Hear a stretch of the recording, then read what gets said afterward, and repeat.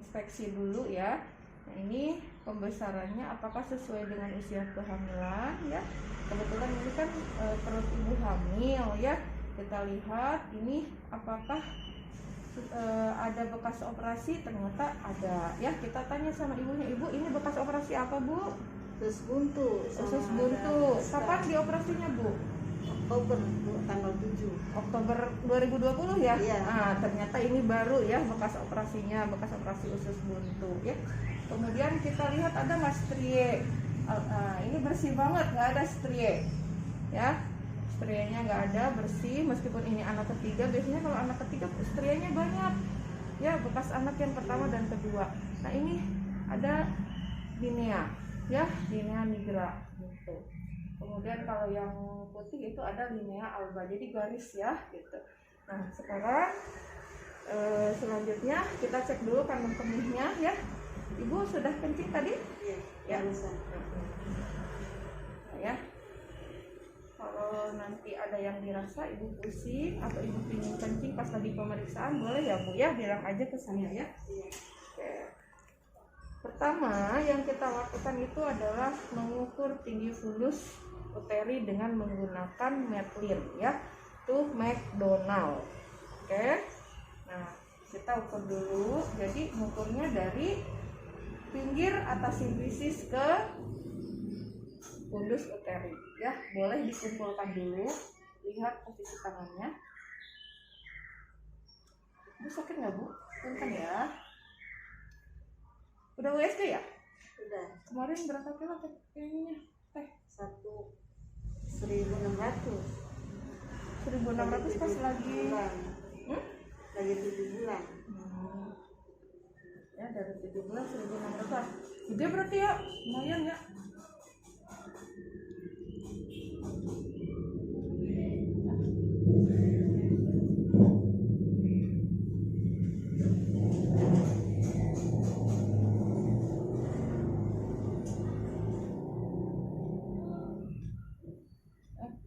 Bisa dari tinggi fundus uteri kita biar nggak kemana-mana ya. Ini kita dengan posisi terbalik ya, posisi terbalik. Jadi ininya saya ulangi lagi lah, ini posisi terbalik ya ininya. Jadi bukan yang sentimeter ininya ya, tapi posisi terbalik. Maaf ya bu ya, ulangi lagi ya. Nah, ini caranya. Kita tekan ini 0 ya, kemudian kita tarik ya. Ini kaki lurus, agak ke sini tidurnya, kakinya lurus ya, kakinya lurus. Kita tekan pinggir atas simfisis. Maaf ya. Untuk kakinya nah, ya ini hasilnya 32 ya, 32. Ini tinggi fundus uteri ibu berarti 32. Tekan dulu, klik dulu mati. Akan pemeriksaan lewat 1 ya, kakinya ditekuk dua-duanya bu. Nah ya, lewat 1 untuk menentukan apa? Tinggi fundus uteri ya. Tadi menggunakan Matlin, itu McDonald namanya ya.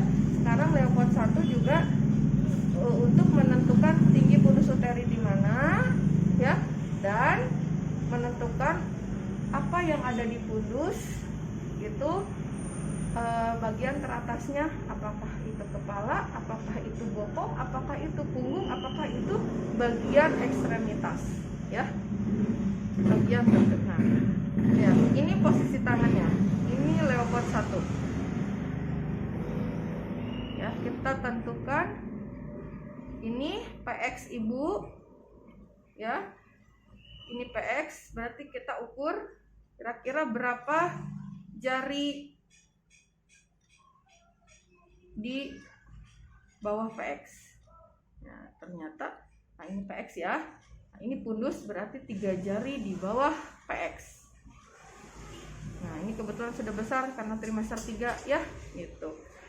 Nah ini kemudian selain untuk menentukan tinggi fundus uteri dengan menggunakan jari ya, leopard 1 itu untuk menentukan apa sih yang ada di bagian pundus. Nah, kita raba. Oh, lagi gerak dedeknya nih. Ternyata teraba. Nah, di sini ya, lunak. Melenting nggak ya? Keras nggak ya? Nggak. Ya, bulat dia. Tuh, bulat ya. Lunak. Tidak keras. Nah, nanti bokong. Ini leopard 1. Kemudian turun lagi ke leopard 2. Leopard 2 kita lakukan ya untuk menentukan bagian sebelah kanan perut ibu dan sebelah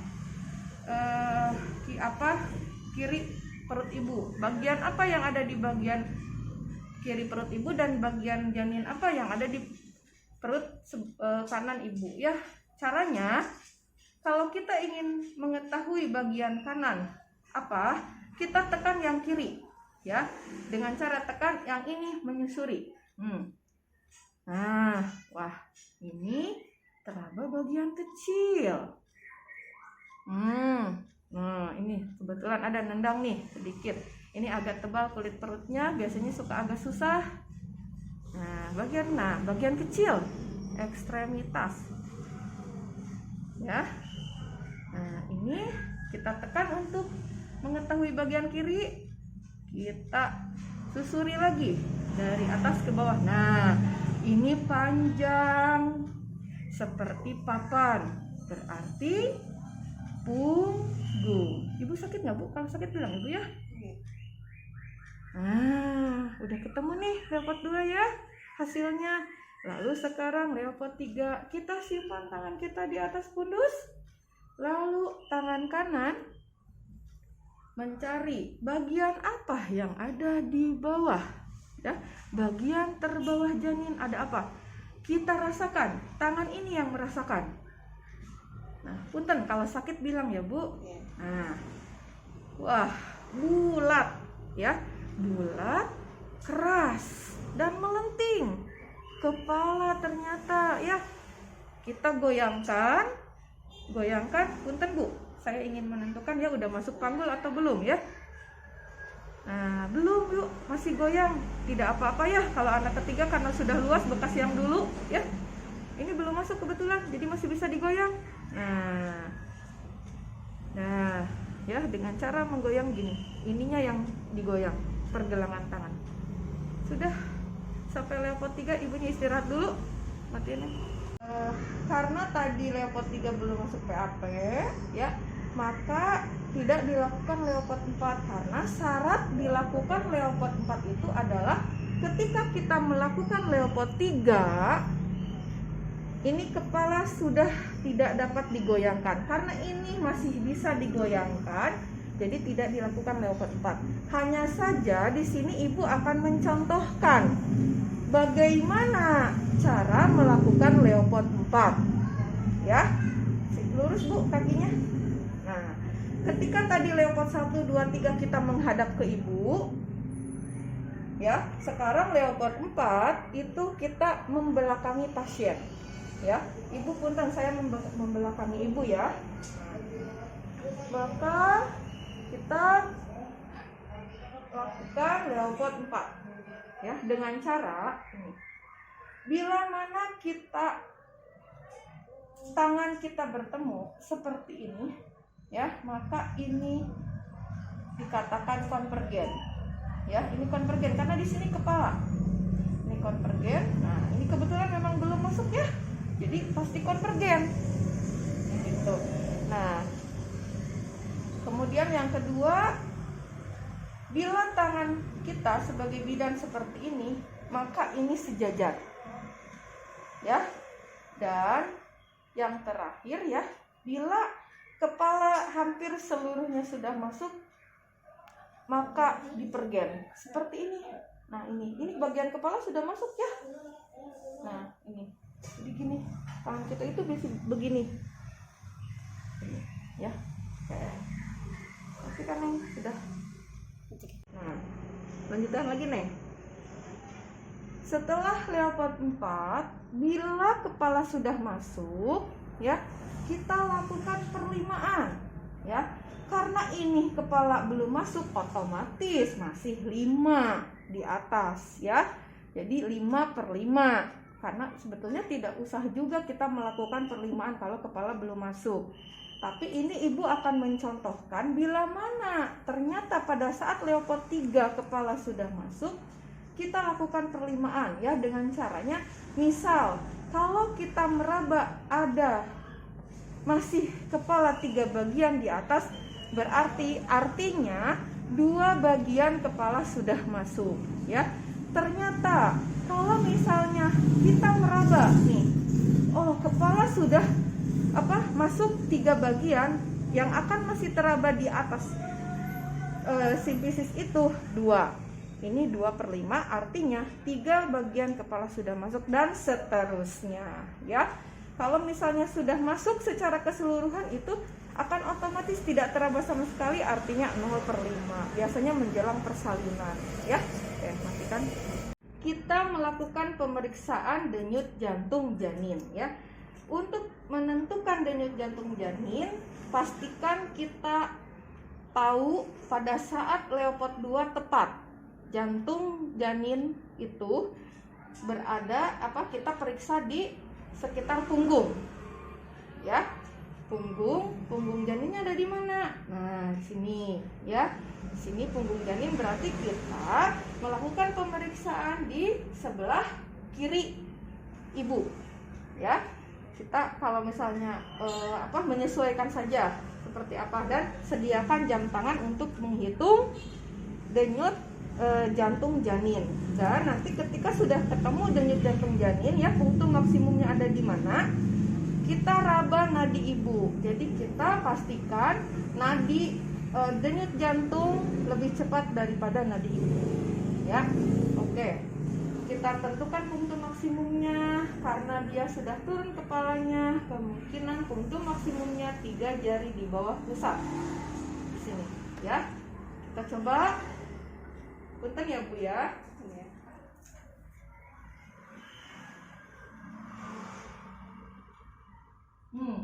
Ini terdengar sekali ya. Ini harusnya dibuka gitu.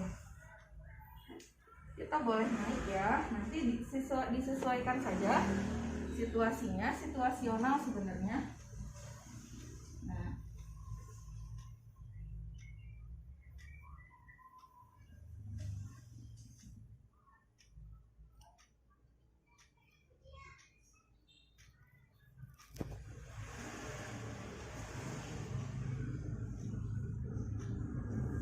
kita cari sampai dapat ya.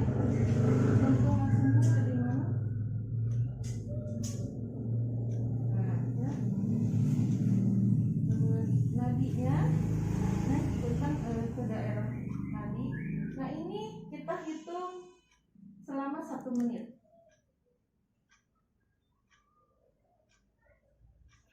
Ya, berapa menit yang menit? 1 menit penuh. Ya, dan sudah selesai 1 menit, berarti normalnya berapa denyut jantung janin?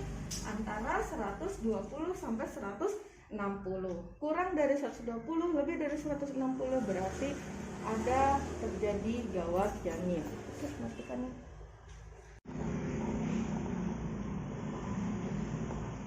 Nah, kalau ini menggunakan Doppler ya.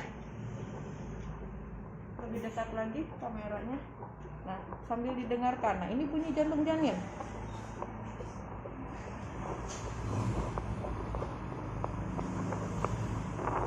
Maaf. Nah, ya. Oke. Udah. Hati. Ya.